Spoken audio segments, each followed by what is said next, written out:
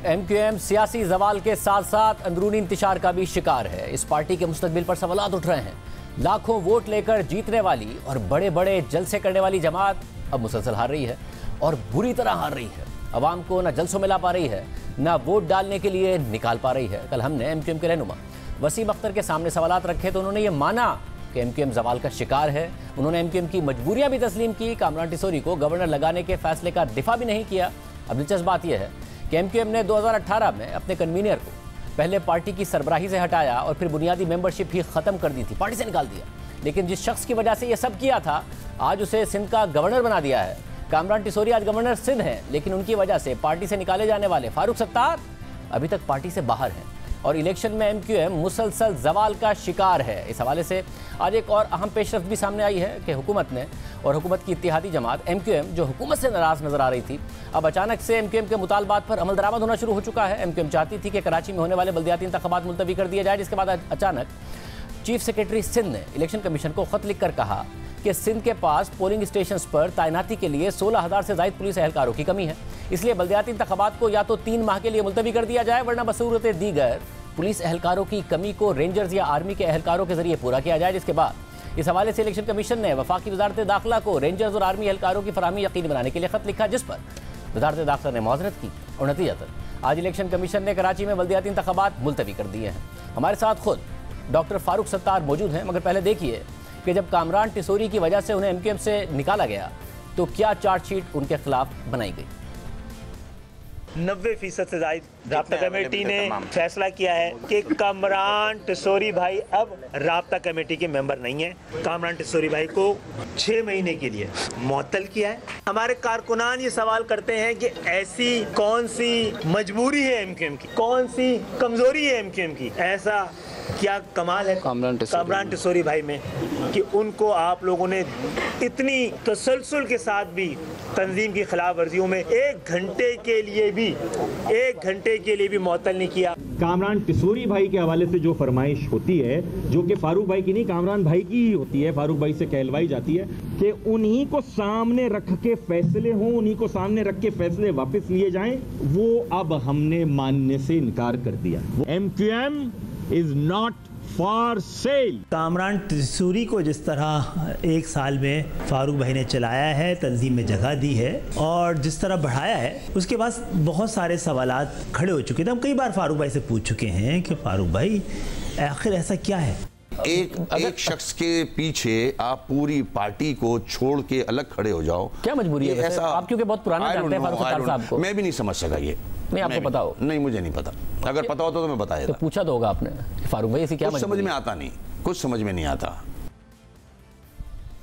समझ में नहीं आ रहा था और आज गवर्नर लगा दिया है कामरान टिसोरी को। डॉक्टर फारूक सत्तार साहब हमारे साथ मौजूद। डॉक्टर साहब बहुत शुक्रिया हमें शो में ज्वाइन करने के लिए। आपकी क्या ऐसी मजबूरी या कमज़ोरी थी जिसकी वजह से आप उन्हें सेनेटर लगाना चाहते थे, वो भी निकले पार्टी से, आप भी निकले पार्टी से, और अब ऐसी क्या मजबूरी है MQM की कि उन्हें गवर्नर लगा दिया डायरेक्ट और आप पार्टी में नहीं आ सके, जो कि कन्वीनर थे वो पार्टी में आके सीधा गवर्नर लग गए हैं? क्या मजबूरी है? मैं समझता हूँ कि पहले तो मैं एक शेर से अपनी गुफ्तगू का आगाज़ कर दूँ ना, कि 4 साल पहले जो मंजरनामा था और आज जो 4 साल बाद मंजरनामा है कि ज़मीन चमन गुल खिलाती है क्या क्या, ज़मीन चमन गुल खिलाती है क्या क्या, बदलता है रंग आसमां कैसे कैसे। तो अगर शाहजेब गौर करो तो मैं समझता हूँ कि मैंने तो ये नतीजा निकाला कि हमारी जो MQM की पॉलिटिकल ग्रोथ उस तरह से नहीं हुई और शायद जो सियासी बसीरत या सियासी पुख्तगी या जो एक नज़र आप बीनाई होनी चाहिए, उसकी कमी हो सकती है कि जो मेरा उस वक्त मौक़िफ़ था, आज गोया के कामरान टिसोरी भाई को वापस लेके उनके ओहदे पे बहाल करके और फिर 1 माह के अंदर अंदर उन्हें गवर्नर बना के, जो सारे क्लिप्स आपने देखा खालिद मकबूल सिद्दीकी भाई के, फैसल सजवारी भाई के और फिर वसीम अख्तर भाई के, उसके बरक्स ये अमल नज़र आता है जो हमारे इन तीनों साथियों ने और बाकी राब्ता कमेटी के साथियों ने किया है। तो इसका मतलब वो जो उस वक्त मेरे फ़ैसले थे, अगर उसको मान लिया जाता कि भाई 7 दफातर कामरान टिसोरी भाई ने हमें दिलाए थे उस ज़मान। अच्छा, उसके बाद से आज तक इन 4 सालों में कोई एक दफ्तर इजाफी जो है वो हमारी MKM पाकिस्तान नहीं ले सकी। फिर PSP के गुब्बारे से ईमानदारी की बातें जो हवा निकली, उसमें मैंने और उन्होंने जिस तरह का स्टैंड लिया, तो मैं समझता हूँ कि उसमें उनका बड़ा कंट्रीब्यूशन था, कामरान टिसोरी भाई का। तीसरी चीज़, MQM की रजिस्ट्रेशन एक मौके पर कैंसिल हो गई, हमें सुप्रीम कोर्ट जाना ही था, सुप्रीम कोर्ट जाए बगैर वो रजिस्ट्रेशन इलेक्शन कमीशन से उन्होंने बहाल करा दी। मेरे पास तो यार ये 3 बड़ी वजूहात थीं जिनकी बिना पर 100 सेनेट के जो 100 सेनेटर्स होते हैं उसमें से एक सेनेट की सीट मैंने कहा कि भाई ने दे, हमें एहसान का बदला चुकाना चाहिए। और शायद इस्लामाबाद जाके भी उनके अगर कोई ऐसे राब्ते हैं और वो इस तरह के ताल्लुकात रखते हैं कि उसमें आगे जाकर भी कोई पार्टी के लिए आसानियां पैदा कर सकें, कोई सहूलतें हमें दिला सके, तो मुझे ये चांस लेना है। तो मेरे साथियों ने उस वक्त मेरी इन बातों को नहीं माना, लेकिन आज जब ये सारी जो सूरत हाल हुई है तो मैं समझता हूँ कि जो कमज़ोरी की बात की गई, मजबूरी की बात की गई, कौन सा, मैं अज़राए मज़ाक की एक बात करूँगा, इसका किसी को बुरा नहीं मानना चाहिए कि सियासी बसीरत की कमी को आप पॉलिटिकल कैटरैक्ट या इसे सियासी मोतिया कह सकते हैं।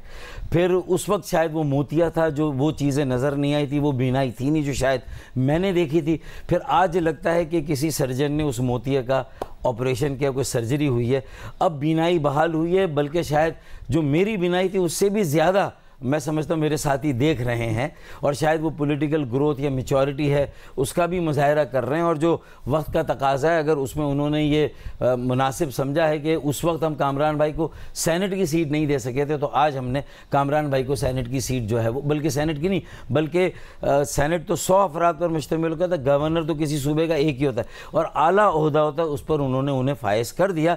तो मैं बजा तौर पर ये उम्मीद करता हूँ कि अगर कामरान टिसोरी भाई के कंधों पर ये बहुत बड़ी जिम्मेदारी आई है तो वो उसको पूरी तरह से निभाएंगे, वो उस ओहदे की अहमियत को समझेंगे। जो वक्त के तकाजे और चैलेंजेस हैं, जो MKM का तंजीमी बहरान है और जो सियासी मैच्योरिटी की बसीरत की कमी है, और ये हम दर बदर फिर रहे हैं, कभी PTI के साथ जाते हैं तो फिर कहते हैं वहाँ हमारी बात नहीं मानी गई। तो जो सियासी फैसलों में असल कमज़ोरी नज़र आ रही है और वहाँ वो विजन नज़र नहीं आ रहा कि 4 साल हम मेयरशिप में थे। वो दुरुस्त है, मगर ये जो सर्जन है जिसने इस वक्त मौजूदा MQM पाकिस्तान की बिनाई दुरुस्त की है और ऐसी दुरुस्त की है कि उन्हें कामरान टिसोरी साहब के फ़वाइद और ज़्यादा नज़र आ रहे हैं। अब ज़ाहिर है अगर आप लोग अपने 7 दफातर नहीं खुलवा पा रहे थे तो कामरान टिसोरी किससे खुलवा पा रहे थे? अगर आप लोग रजिस्ट्रेशन अपनी नहीं बहाल करा पा रहे थे तो बगैर अदालत जाए कामरान टिसोरी किससे बहाल करा रहे थे?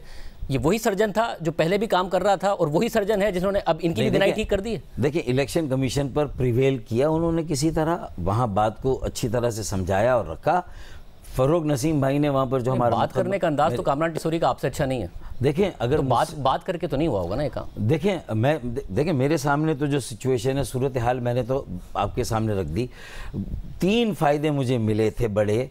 मैं समझता था कि उस वक्त हम लंदन से अलग हुए थे, हमें मजबूत और मुस्तहकम होना था, अपना एक नैरेटिव बिल्ड करना था, एक रिफॉर्म एजेंडे के साथ MKM की खराबियों बिगाड़ को दूर करना था, एक डाइवर्सिटी क्रिएट करनी थी, अपना ओरिजिनल वोट बैंक बहाल करना था जो उस वक्त भी बुरी तरह से मुतासर और मुंतशिर हुआ था। तो मेरे ख्याल में मैंने तो ये गनीमत समझा कि जहाँ मुझे कोई तहरीक के लिए, बड़े मकसद के लिए एक फ़ायदा हो रहा है, तो मैंने ये महसूस किया था कि कामरान भाई की प्रेजेंटेशन बुरी नहीं थी। मतलब मैं इस वक्त, अच्छा देखें, प्रेजेंटेशन तो मुझे नहीं लगता कि उनकी बहुत ज़्यादा अच्छी होगी, ताल्लुकात उनके बुरे नहीं थे। नहीं, देखें, अगर उन लोगों से जो कि मैटर करते हैं। अभी उन्होंने ARY में एक इंटरव्यू दिया, एक डॉन में इंटरव्यू दिया, उन दोनों इंटरव्यू को देख लें। फिर खालिद मकबूल सिद्दीकी भाई के साथ जो उन्होंने जब विजिट किया हैदराबाद को, जो कामरान टिसोरी भाई ने बात की, उसमें बड़ी पॉलिटिक्स नजर आती है। अच्छा, मगर मेरी बात सुनिए, मैं उनकी बात करके तो 7 ऑफिस आप देखिए, मेरे उनसे 10 देखिए, मैंने उनसे अलहदगी इख्तियार कर ली थी। साबित हो रहा है कि जब आपके दौर में भी MQM कठपुतली थी, कोई सर्जन चला रहा था और आपके जो साथी थे बात नहीं मान रहे थे। आपके साथियों को अब 3-4 साल बाद एहसास हुआ कहता हूं कि भाई इन्हें गवर्नर बनाना पड़ेगा, तो ये हमारे काम ठीक हो सकते हैं। कामरान टिसोरी भाई का उस वक्त पार्टी में आना, उनका एलिवेट किया जाना, 1 साल उसमें जो अरसा लगा, और महमूदाबाद की जो सीट दी वो मैं हल्फिया कहता हूं कि मैंने नहीं दी, मैं उस मीटिंग में नहीं था। खालिद मकबूल सिद्दीकी भाई ने खुद मुझे फ़ोन करके कहा कि मैं प्रपोज कर रहा हूं, आपकी इजाज़त है? मैंने कहा आपकी मर्ज़ी, राब्ता कमेटी के साथियों से मशवरा करें। मैंने प्रपोज नहीं किया किया था उनको महमूदाबाद की सीट के लिए। तो मैं यही कहता हूँ कि जब महमूदाबाद की सीट के लिए वो अहल थे, लायक थे, तो फिर अगर सेनेट की सीट के लिए मैंने प्रपोज किया तो उसमें मेरे ख्याल में ये शायद देखें ये मामला यही था। देखिए उस वक्त आपसे शाहज़ेब मेरी बात सुने, अच्छा एक बात क्लियर कर लें, अगर आपकी मुराद अब जो सर्जन से है, जो आप ताबीर कर रहे हैं, जो ले रहे हैं, लफ्ज़ आपने लिया था, ताबीर में गया। अब आप जो ताबीर देखें उसकी इंटरप्रिटेशन तो आपने की ना, तो ताबीर आप कर रहे हैं, तो बखुदा उस वक्त अगर मेरे सर्जन से ताल्लुकात अच्छे होते तो मुझे ये दिन नहीं देखना पड़ता कि मेरी सरबराही भी जाती। देखिए मैं साफ बात कर रहा हूँ, और फिर मेरी रुकनियत जाती 35 साल के बाद पार्टी से इतनी सीनियर लेवल पे। आपके ताल्लुकात की नहीं बात हो रही है, आपके ताल्लुकात नहीं होंगे सर्जन से अच्छे। कामरान टिसोरी के सर्जन से ताल्लुकात अच्छे थे, तो मेरे साथ इसलिए कामरान टिसोरी अब गवर्नर बन गए उस सर्जन के थ्रू, और ऐसे बने कि आपको बताए बगैर बने। मेरी मालूमात के मुताबिक आपको भी नहीं पता था कि वो गवर्नर बनने वाले हैं, लेकिन मेरे पास इतलात होती है, कहीं ना कहीं से वाइब्स होती है। आप उनके लिए पार्टी से निकाले गए, उन्होंने आपको बताया भी नहीं और गवर्नर बन गए। देखिए मुझे इस बात कौन सर्जन है ये? देखें मुझे इस बात का शिकवा नहीं है, एज लॉन्ग एज मेरा स्टैंड विंडिकेट हो रहा है ना, कि जो 4 साल पहले मेरा स्टैंड था वो दुरुस्त साबित हो रहा है कि मैंने कोई कमाल देखा था। मेरी कोई कमजोरी और मजबूरी नहीं थी, मैं हल्फिया कह रहा हूँ, बल्कि मेरी कमजोरी और मजबूरी तो ये थी कि शायद मैं उनको कहता कि यार अब मैं शायद आपकी ये जो सियासी दोस्ती और मेरी ज़ाती दोस्ती और जो आपके एहसान है उसका बोझ नहीं ले सकता। पूरी पार्टी मुझसे नाराज़ हो रही है और ऐसा नैरेटिव मेरे और आपके खिलाफ बिल्ड किया है, गोया कि अल्लाह ना करे आप मेरी ATM मशीन है, तो और ये कहा कि मेरिट पर फैसले होंगे, MKM is not for sale, ये बात कही गई थी ना भाई, मशीन थी। अगर एक मेरा दोस्त जो एहसान करता है आ रहा है पार्टी में और उसने ये किया, अगर वो मेरी ATM मशीन है तो यार 35 साल में शाहज़ेब खानज़ादा फिर मेरी कई ATM मशीन हो सकती थी। मेरी क्रेडिबिलिटी और एक्सेप्टेबिलिटी अल्हम्दुलिल्लाह सबसे ज्यादा अनडिस्प्यूटेड और अनक्वेश्चनेबल है अल्हम्दुलिल्लाह। मगर इसमें जो आप कह रहे हैं कि आपका स्टैंड विंडिकेट हुआ है, हाँ। असल में तो आपकी मजबूरियां विंडिकेट हुई हैं। नहीं, आपकी मजबूरियां थी, आपके साथी नहीं समझ रहे थे, अब आपके साथियों की मजबूरियां हैं और वो भी नजर आ गई है। MKM में कठपुतली थी, MKM में कठपुतली है और MKM अपने पैरों पर नहीं खड़ी हो सकती है। मैंने कठपुतली बनकर कामरान भाई को नहीं लिया, उनके साथ बातचीत करके, उनका पार्टी में इंटरव्यू करा के, कई साथियों से उनके ऊपर जो भी इल्जामात उस जमाने में रहे थे करप्शन के या दीगर, उन सब के हवाले से बिठाकर आज कुरान पे हल्फ उठा के, और मेरे वो साथी जिनके अगर मैं नाम भी लूं जो बैठे और उन्होंने क्लियरेंस दी कि नहीं कामरान भाई हमारे लिए बहुत कारामद और बहुत अच्छे साथी साबित हो सकते हैं। और ये भी उनसे कहा जाता था कि अगर आप फारूक सत्तार भाई के साथ इतना करीब ना होते तो हमारे ज़्यादा बेहतर एसेट बन सकते थे। तो अगर फारूक सत्तार भाई से कोई पुरखाश थी तो मैं कहता हूँ उसको बैठ के मुझसे क्लियर कर लेते। देखें, और मसला कामरान टिसूरी तो दूसरी किस्त थी, इससे पहले किस्त थी अली रज़ा आबदी। मैं अली रज़ा आबदी जो कि एक नफीस आदमी, डिसेंट, जो कि अच्छी गुफ्तगू करने वाला, आजिज़, मुनकसरुल मिजाज, लोगों में घुलने मिलने वाला, जाने वाला, अपनी MNA शिप में उस पर करप्शन का कोई इल्ज़ाम नहीं और सबसे ज़्यादा अपनी कॉन्स्टिट्यूंसी में जाने वाला, उसको मैंने कहा राब्ता कमेटी में शामिल करें। तो मेरी राब्ता कमेटी के मेरे कुछ साथी मेरे सामने आए और मेरी उस बात को उन्होंने मुस्तरद कर दिया और एक सरबराह की हैसियत से मैं कुछ नहीं कर सका। इसी तरीके से उसके बाद मैंने कहा चले मीडिया सेल का इंचार्ज बनाए, पब्लिक रिलेशंस का इंचार्ज बनाए, तो वहां पर भी हुआ तो वो मेरा शायद मुस्तकबिल मेयर भी होता। वो जो अली रज़ा, मेरी नजर उनकी बसीरत पर थी, उनकी अवामी जो राब्ता और मगर अब एज ऑफ नाउ जी एक जमात है जी जिसे आपको निकाला गया और वो मुकम्मल तौर पर तितर बितर है, बुरी तरीके से इलेक्शन हारी है। 2018 में बुरी कारकर्दगी थी 2013 के मुकाबले में, मगर अब जो बाई इलेक्शंस में सूरत हाल है, ना वोटर निकल रहा है ना सपोर्टर नज़र आ रहा है। एक तितर बितर जमात है जो इख्तिताम की तरफ जा रही है, लीडर लेस है, मगर आपकी वापसी नहीं हो सकी है। जून में आपकी मुलाकातें ज़रूर हुई, मगर उसके बाद भी आप इंडिपेंडेंट लड़े, MKM अलग लड़ी आमिर लियाकत हुसैन साहब वाली सीट पर, तो आपको अभी तक वो लाने को तैयार नहीं है। इसका मतलब है कि जो भी है वो कामरान टिसोरी को तो लगवा सकता है गवर्नर, आपको वापस पार्टी में नहीं। देखिए, मैंने तो अपनी तरफ से ये दरवाजे बातचीत के भी खुले रखे और जो नैरेटिव अब MKM को उसूलन इख्तियार करना चाहिए, वो मैं 4 साल से उसी नैरेटिव पे बात कर रहा हूँ। मुझे लगता है कि अब शायद ये बेटर सेंस प्रिवेल करे कि उस नैरेटिव के बगैर मुझे ये जो टाइटैनिक डूब रहा है या डूब गया है, इसको समंदर से बाहर निकालकर सतह समंदर पर दोबारा लाना तकरीबन नामुमकिन है। आपकी सारी बातें सी, और कल वसीम अख्तर भाई ने भी अपने इंटरव्यू में सारी बातों का जो है वो उन्होंने इतराफ़ भी किया। तो मैंने कहा ये इतराफ़ करें तो फिर चीदा चीदा गलतियों का भी हम इतराफ़ करें, चीदा चीदा जो गलत हमारे सियासी फैसले हैं उनका भी इतराफ़ करें, चीदा चीदा जो तंजीमें ख़राबियाँ बिगाड़ हैं फिर उनका भी इतराफ़ करें। फिर एक मरतबा हमें बहुत वाज़े तौर पर ये बताना होगा कि देखें हमारी ये गलतियां हुई कि हम 4 साल की बजाय अगर 3 साल रहते मेयरशिप में, इसी तरह पीटीआई की हुकूमत को चौथे साल और इतने जब उनके ऊपर एक आजमाइश आ गई उस बुरे वक्त में उनको छोड़ने की बजाय और दूसरी तरफ देखने की बजाय पहले से वजारतें ना ली हुई थी, उनको हुकूमत का बोझ आप ना उठाते, 4 साल में हम वहाँ पर कुछ डिलीवर ना कर सके। ये सारे फैसले हमें खुले दिल से, और मैं उनके साथ हूँगा कि हम इतराफ़ करें, उसका अदर एहसास करें, माफ़ी मांगें और उसके इजाले का अहद करें। और उसके लिए अगर हमारी अना में अगर आज भी कहीं पर वो इख्तलाफ या हमें आपस में मिलने नहीं दे रहा, हमारे सख्त गिर मौक़िफ़ हमें कहीं पर मिलने नहीं दे, पॉलिटिकल ग्रोथ, पॉलिटिकल विजन, बसीरत का और जो है वो हमारी पुख्तगी का तकाजा है कि हम एक कम से कम एजेंडे पर कम से कम आपस में बैठकर कोई फैसला करें, 1 सीट 1 कैंडिडेट की बुनियाद पर फैसला करें, या पार्टी के अंदर ये फैसला करें कि यार आए इंट्रा पार्टी इलेक्शन कराते हैं और हम सब बैक सीट लेते हैं, एक सरपरस्त सुप्रीम काउंसिल, ये मेरी राय है। और हम 65% पार्टी के स्ट्रक्चर में 40 और 35 साल से कम उम्र के जवानों और नौजवानों को लाते हैं, नए फेसेस, नई टीम, नए चेहरे, नई क़यादत, नौजवान क़यादत, नया ब्लड। मेरे ख्याल में इसके बगैर इस टाइटैनिक इसके लिए लाजमी है ना कि आपको एक नई क़यादत मिले भी, नया पॉलिटिकल वर्कर मिले भी, क्योंकि पाकिस्तान तहरीक इंसाफ ने आप लोगों को अच्छा भला डैमेज किया है, पहली बात। दूसरा मसला ये है कि जो आमिर लियाकत हुसैन साहब की छोड़ी हुई सीट थी उस पर आप इंडिपेंडेंट लड़े, आपको 2018 में वहाँ 35,429 वोट मिले थे जब आप पार्टी टिकट पर लड़े थे, और अब आपको वोट मिले 3,479। MQM को वोट मिले 13,193। आप दोनों के वोट जमा भी कर लिए जाए तब भी पाकिस्तान जो तहरीक इंसाफ है उसके वोट के बराबर नहीं बनता। तो ना तो ऐसा है कि आपकी शख्सियत में लोग वोट देने को तैयार हैं, ना MQM के टिकट पर वोट देने को तैयार हैं। आप लोग गलतियां मान लें, बैठ जाएं साथ, मगर ये टाइटैनिक जो डूब गया है इसके निकलने के चांसेस हैं नहीं। ना तो आप वोट ले पा रहे हैं, ना पार्टी वोट ले पा रही है। देखें, लोगों ने आके कैंप पे कहा कि अगर आप एक होते तो हम मायूस होकर पीटीआई या टीएलपी को वोट नहीं डालते, लेकिन हम आपको बताकर जा रहे हैं कि हम पीटीआई और टीएलपी को वोट डालें। ऐसे सैकड़ों लोग आए जिन्होंने कैंप पे ये बात की है। तो इसका मतलब एक तो आप सिंपल मैथमेटिक लेके कैलकुलेट करके 17,000, 1,500 पीएसपी के, 1000 आफाक अहमद के, हकीकी के 20,000 वोट ये बन जाते हैं। शाहजेब खान ज़्यादा इसमें भी अगर आप कैलकुलेट कर चल देखिए ये जो कल इलेक्शन हुआ है इसमें मैं बता दूं इसमें 18,000 वोट मिले, इसमें 18,000 वोट मिले। अगर महमूद मौलवी ने लिए तो 9,000 का फ़र्क है एक्चुअली तो हमारे सारे टोटल वोट मिलाकर। अब वो 9,000 में आप लिख के रख लें कि मेरे 4-5 हज़ार मायूस वोट है, अगर वो मुझे मिल जाए तो नेक एंड नेक है। ऐसा आप तो फिर सारे धड़ों को मिलाने की बात कर रहे हैं, मगर 4 साल में पीटीआई की कारकर्दगी और कराची कहां पर था? यही तो मसला है कि 4 साल में जाकर 14 सीटें दी, हमारा दरिया गर्क हो गया। 4 साल की कारकर्दगी की शनाख्त नहीं थी, वो नजर नहीं आया, न सर्कुलर ट्रेन, न K4, 65 करोड़ गैलन यौमिया पानी, न कचरा उठाने का, न सैनिटेशन नजर आया, उसके बावजूद का कोई निजाम, और 1100 अरब का पैकेज वो भी कहीं पर नजर नहीं आया।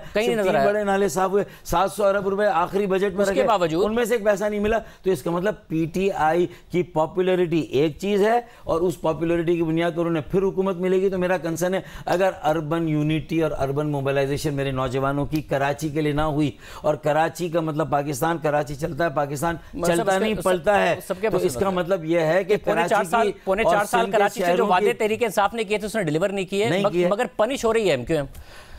मसला है ना कि मलीर में पीपल्स पार्टी से भी लोगों को, कराची के लोगों को शिकायत है, वो जीत गई, पीटीआई भी जीत रही है, आप लोग हारे जा रहे हो। आपने कहा ना अगर हम सबका वोट मिल जाए, जो यहाँ इलेक्शन हुआ है कल कोरंगी में, वहाँ पर मुत्तहिदा कौमी मूवमेंट को मिले 18,000 वोट, मुहाजिर कौमी मूवमेंट अफाक अहमद साहब की 1590 वोट, पाक सरजमीन पार्टी 1208 वोट, आप सबके वोट भी मिला लें तब भी 21-22,000 वोट है। 50,000 वोट इमरान खान को मिला है, 32,000 वोट से हारे हैं। तो ये जो आप कह रहे हैं कि हमारा जो वोट बैंक है अगर वो मिल भी जाए तो आप लोग कहीं करीब भी नहीं आ रहे हैं।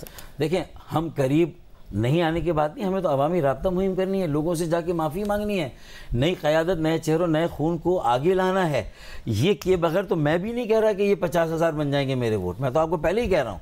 और मैंने तो जो मुझे वोट मिले मुईद अनवर को वोट मिले मेरे हल्के से, मैंने तो उसी वक्त ये कैलकुलेशन करके बता दी थी कि मेरा इलेक्शन लड़ने का मकसद इलेक्शन, मुझे मालूम था कि मैं इलेक्शन नहीं जीतूंगा, लेकिन मुझे कम से कम अपने साथियों की तवज्जो इस जानिब मबजूल करानी थी कि एक सिंपल अरिथमेटिक से हमारे वोट जमा होंगे, और दूसरा हमारा मॉरल जब ऊपर जाएगा, जो हमारे कारकुन इस वक्त मायूस है, हमारे गलत फैसलों से घर में जाकर बैठ गए हैं, जब वो मायूस कारकुन, मेरा तो बहुत, मैं तो नए देखिए मैंने 75 पैनल ताले पे, और आपका राब्ता है, मैं गारंटी देता हूं कि जो मैंने 4 साल में काम किया, बरादरियों में जाके लोगों को जिस तरह जोड़ा, और जिस तरह उन खानवादों से, उन फैमिलीज से मैंने 75 पैनल ताले पे और लैपटॉप पे इस बल्दियाती इंतखाबात जो बार बार तारीख पे तारीख पढ़ रही, मुलतवी हो रहे, ये कोई अच्छा हम तासुर तो नहीं दे रहे कि नहीं जाती आपकी जमात, जो वो इलेक्शन के नतीजे देख रहे हैं उससे नजर भी आ रहा है, अलग नहीं समझ रहा, मैंने कोई नई जमात नहीं बनाई है, मगर है क्या, मुझे आज भी एमकेएम को बचाना है, मुझे मेरा भी है कि इसको किसी तरह बचाओ। आपको वापस बुलाने आए थे जून में, आप फिर भी इंडिपेंडेंट खड़े हुए, आप चाहते थे वो आपको सपोर्ट करे, आप कौन सा मिलने को तैयार थे? देखिए मेरी कुछ बातें थी जो मान ली थी उन्होंने,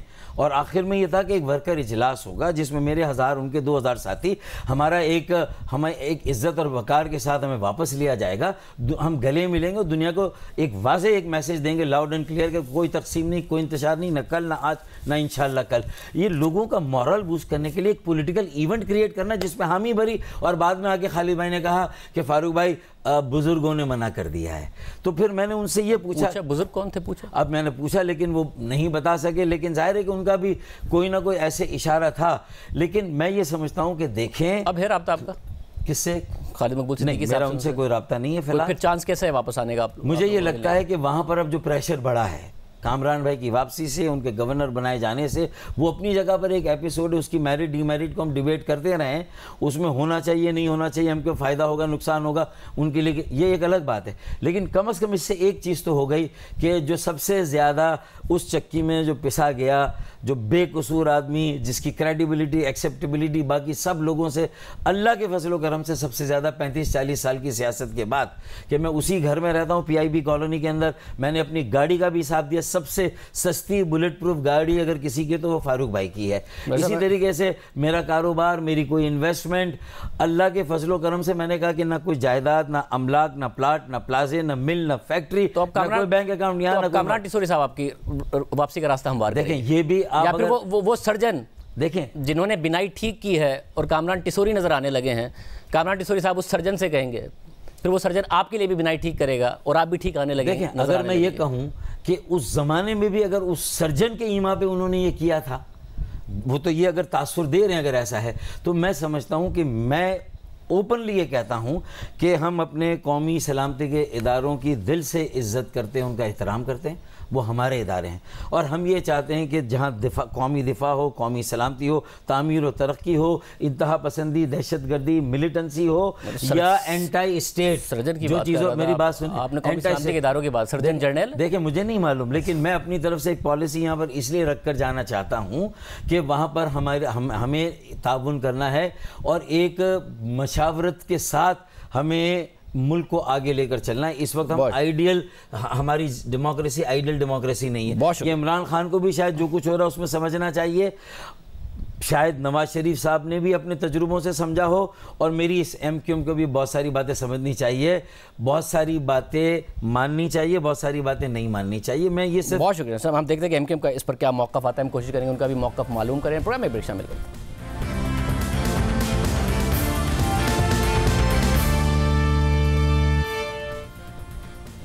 सियासी ऊंट किस करवट बैठेगा, इस हवाले से फैसला कुन वक्त शुरू हो चुका है।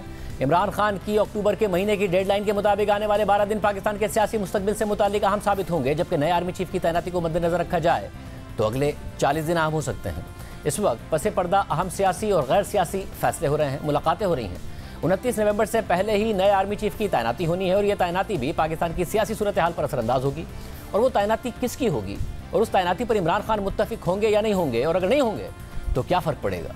ये तमाम सवाल अपनी जगह बरकरार हैं, क्योंकि ज़राए के मुताबिक इस वक्त इमरान खान का सारा जोर इस बात पर नहीं है कि आर्मी चीफ किस शख्स को लगना चाहिए, बल्कि इस बात पर है कि आर्मी चीफ किस शख्स को नहीं लगना चाहिए। और वो सहाफ़ियों से मुलाकात में भी इस बात का इशारा दे चुके हैं। इसके अलावा इमरान खान बज़िद हैं कि इंतखाबात हों और फौरी हों, जबकि इत्तेहादी हुकूमत इमरान खान के इस मुतालबे को यकसर मुस्तरद कर चुकी है और इमरान खान का दावा है कि वो अक्टूबर के महीने में लॉन्ग मार्च करेंगे और इस हवाले से उनके पास सिर्फ 12 दिन का वक्त मौजूद है। और इसी दौरान इमरान खान की ताकतवर हलकों के साथ मुज़ाकरात की खबरें आ रही हैं और क़यास आराइयां हो रही हैं कि इमरान खान के लॉन्ग मार्च का फैसला इन मुज़ाकरात के नताइज से मशरूत है। खुद इमरान खान ने भी मुज़ाकरात की तस्दीक की है और कहा है कि कोशिश कर रहे हैं कि बैकडोर चैनल खुला रहे। अहम बात यह है कि कल हमारे प्रोग्राम में वफाकी वज़ीर दाखिला राना सनाउल्लाह ने तरदीद की कि इमरान खान के हुकूमत के साथ कोई मुज़ाकरात नहीं हो रहे हैं। तो फिर सवाल उठ रहा है कि अगर लॉन्ग मार्च से पहले इमरान खान के मुज़ाकरात इस्टेब्लिशमेंट से हो रहे हैं तो किन गारंटीज़ के तहत हो रहे हैं और हुकूमत इन मुज़ाकरात में तय पाए गए मामलात की कैसे पाबंद होगी, या फिर हुकूमत भी बिलवास्ता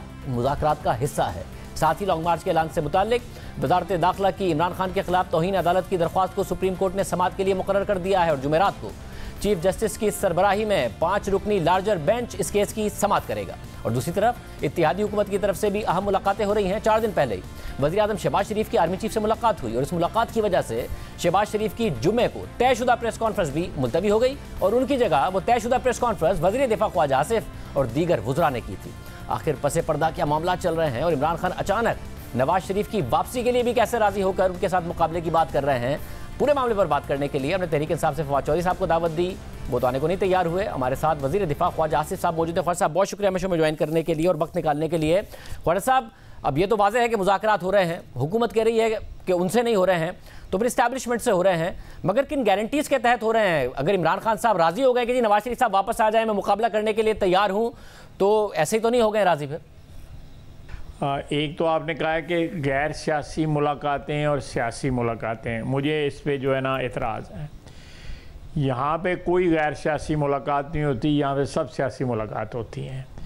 इसलिए ये थोड़ी सी तस्सीह कर लें अपनी जो है ना कि ये मुलाकातें सारी की सारी सियासी हैं। मतलब जो गैर सियासी लोगों से होती हैं वो भी सियासी होती हैं, आप ये कह रहे हैं? जी मैं आप सही समझते हैं, आप सब बातें समझते हैं, मुझे बताने की ज़रूरत नहीं है आपको। तो ये देखें, एक्चुअली पाकिस्तान की सियासत जो है ना वो अब कोई सियासतदानों की एक्सक्लूसिव डोमेन नहीं रह गई।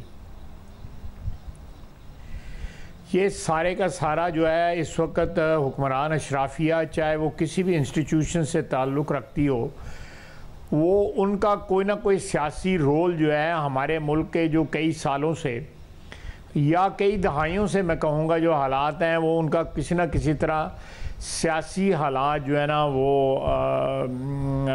इफ़ेक्ट होते हैं और फिर वो बातें जो है ना मीटिंग्स जो हैं वो प्योरली प्रोफेशनल नहीं रहती, चाहे वो किसी की भी हो, चाहे वो ब्यूरोक्रेसी हो, चाहे इस्टेब्लिशमेंट हो, चाहे वो अदलिया हो, तो सियासी हालात हमारे उन पर ज़रूर असरअंदाज होते हैं। तो ख्वाजा साहब, यानी कि फिर मौजूदा इस्टेब्लिशमेंट इस वक्त मुज़ाकरात का हिस्सा है और हुकूमत भी कहीं ना कहीं पीछे हट सकती है कि अगस्त नहीं, हम ज़रा पीछे हट जाते हैं, इमरान खान साहब अक्टूबर से आगे चले जाएं और कोई अप्रैल मई में समझौता हो जाए? देखें शाहजेब, इसमें मैं समझता हूँ कि कोई इस जो आप बता रहे हैं इसकी कोई गुंजाइश नहीं है। एक तो मैं समझता हूँ कि मुज़ाकरात जो है ना वो कोई नहीं हो रहे।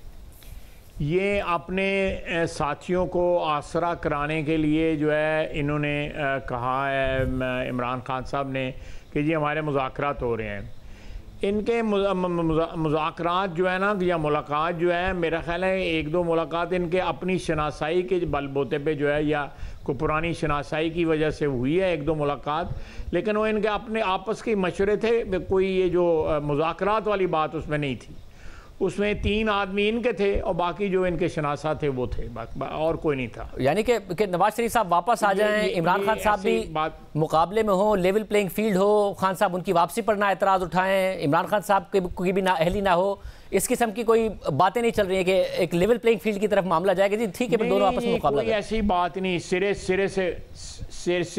से बात गलत है। मियाँ नवाज शरीफ को इमरान खान की इजाज़त की जो है या उसकी परमिशन की कोई ज़रूरत नहीं। मियाँ नवाज शरीफ इस मुल्क का 3 दफ़ा वज़ीर आज़म रहा हुआ है, उसका वतन है, वो जिस वक्त चाहे वापस आ सकते हैं। वो हम फैसला करेंगे, पार्टी फैसला करेगी और हमारी क़यादत फैसला करेगी।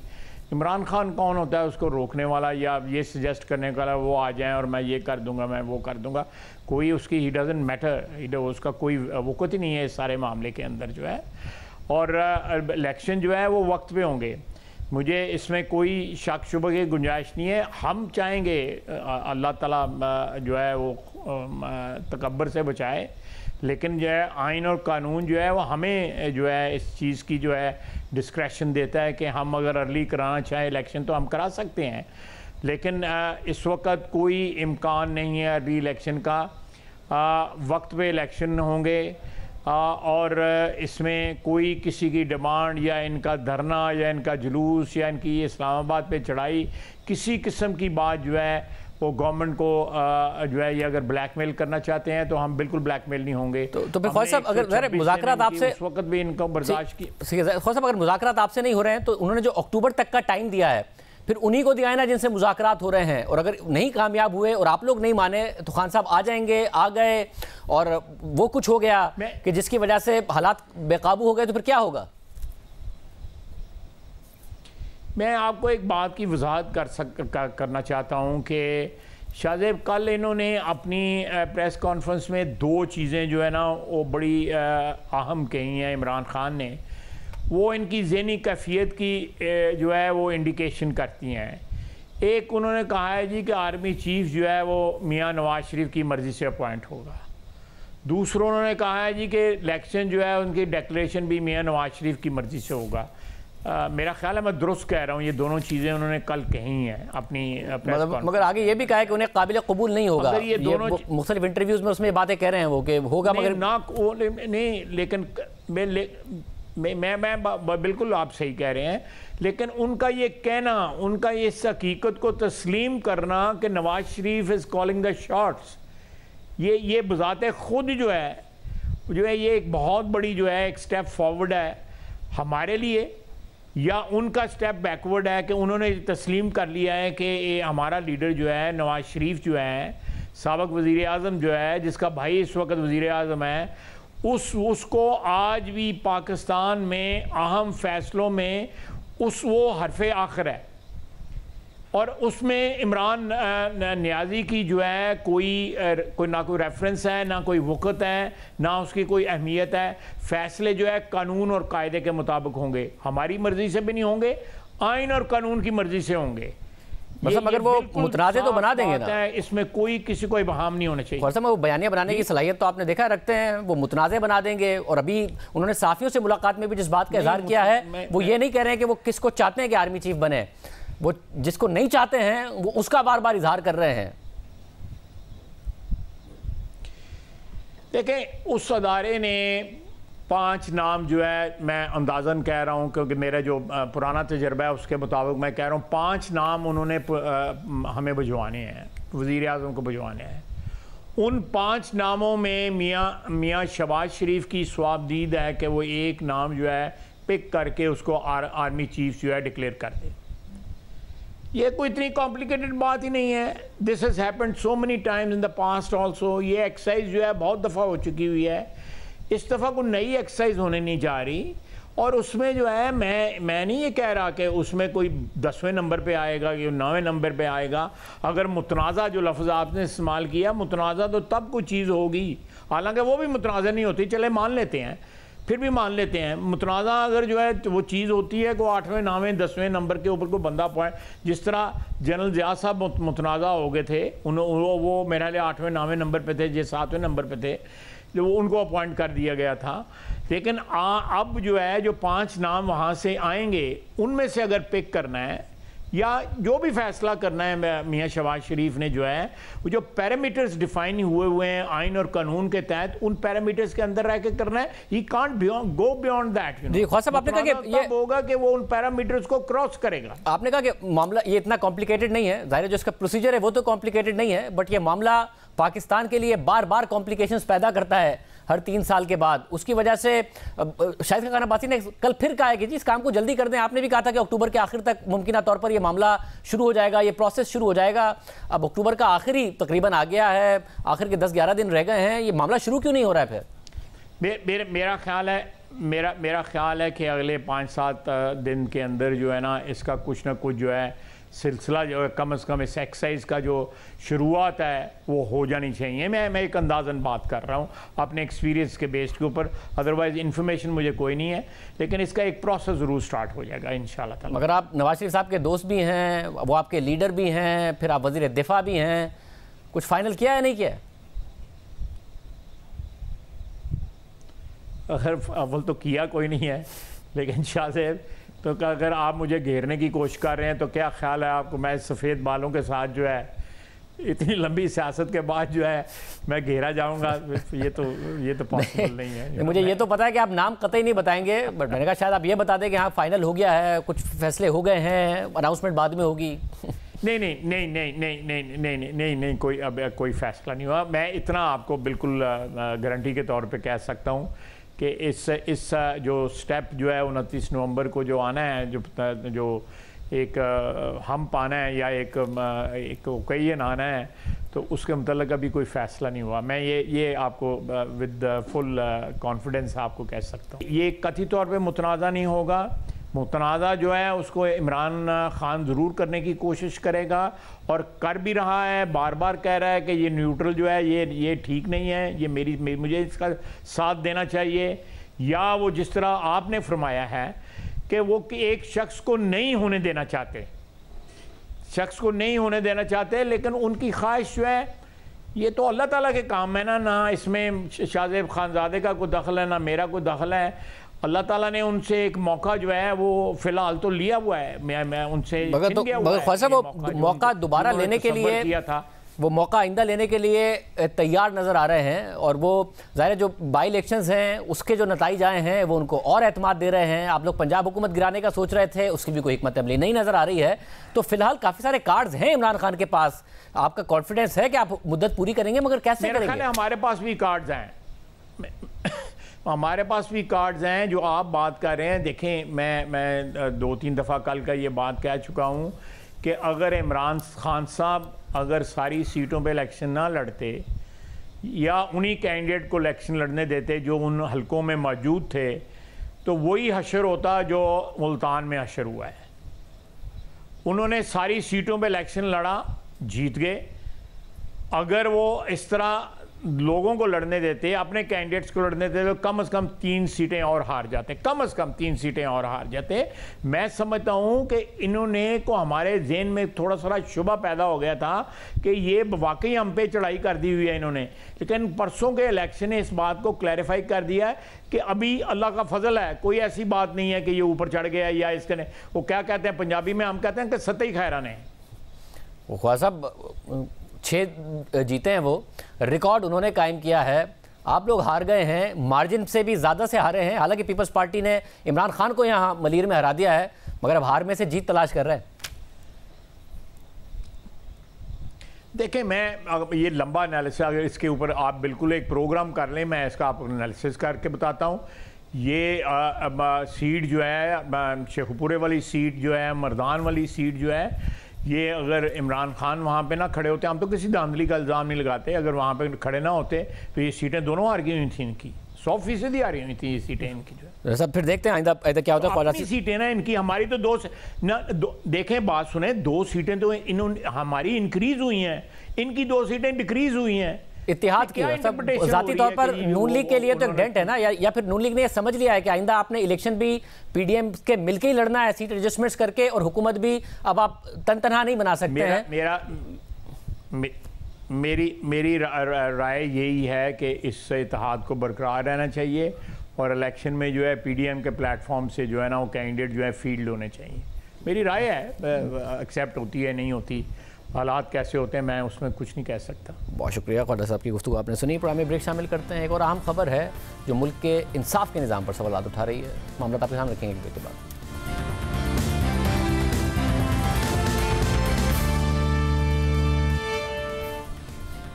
पाकिस्तान में कैसे ताकतवर और बाअसर मुल्जिमान बाकायदा कानून का सहारा लेकर या फिर अपना असर सुख इस्तेमाल करके संगीन जराइम से बाआसानी बच निकलते हैं।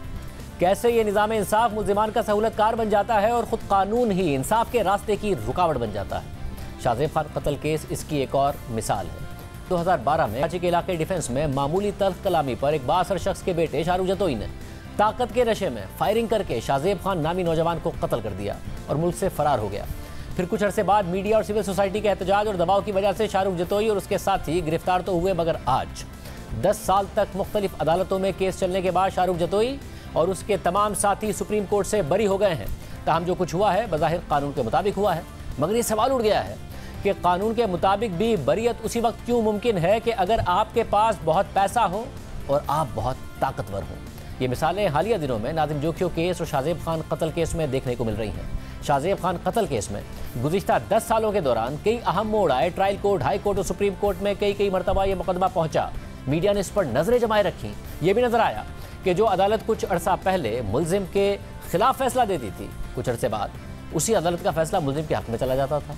फिर यह भी हुआ कि कत्ल जैसे संगीन जुर्म के मुलजिम को जेल के अंदर आरामदेह सहूलियात मैसर हैं और कई महीनों तक वो अस्पताल में भी आरामदेह ज़िंदगी गुजार रहा है। वो शर्मिंदा होने के बजाय विक्ट्री का निशान बनाकर कानून का मजाक उड़ाता है। एक इंसान को कत्ल करके उसकी जान लेने पर भी पशेमान नहीं है।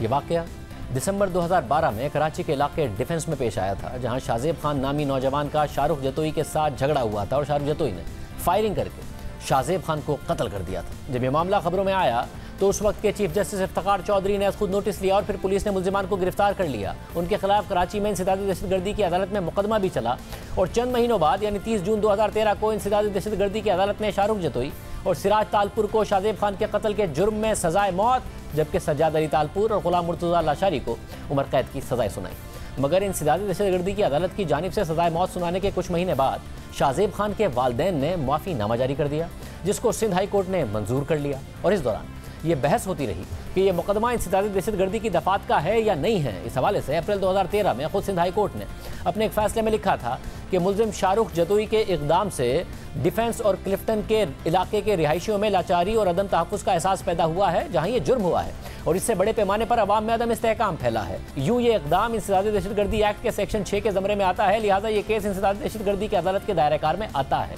इसके अलावा अक्टूबर 2013 में शाहरुख जतोई और दीगर मुलजिमान की जानिब से सुप्रीम कोर्ट में भी ये केस ले जाया गया था और सुप्रीम कोर्ट से दहशतगर्दी की दफात निकालने के लिए अपील की गई थी। मगर 21 अक्टूबर 2013 को सुप्रीम कोर्ट की कराची रजिस्ट्री में होने वाली समाअत में जस्टिस अनवर ज़हीर जमाली और जस्टिस सरमद उस्मानी पर मुश्तमिल 2 रुकनी बेंच ने मुलजिमान की दरख्वास्त मुस्तरद कर दी थी। अब अहम बात यह है कि 2017 में यही मुकदमा दोबारा जब सिंध हाई कोर्ट में पहुंचा तो फैसला मुलजिमान के हक में आ गया और अदालत ने सजाओं को कलअदम करार देते हुए दोबारा ट्रायल का हुक्म दे दिया। सिंध हाई कोर्ट ने सजाओं को न सिर्फ कलअदम करार दिया बल्कि इस कत्ल को भी ज़ाती अनात का मामला करार दिया था, न कि दहशतगर्दी का।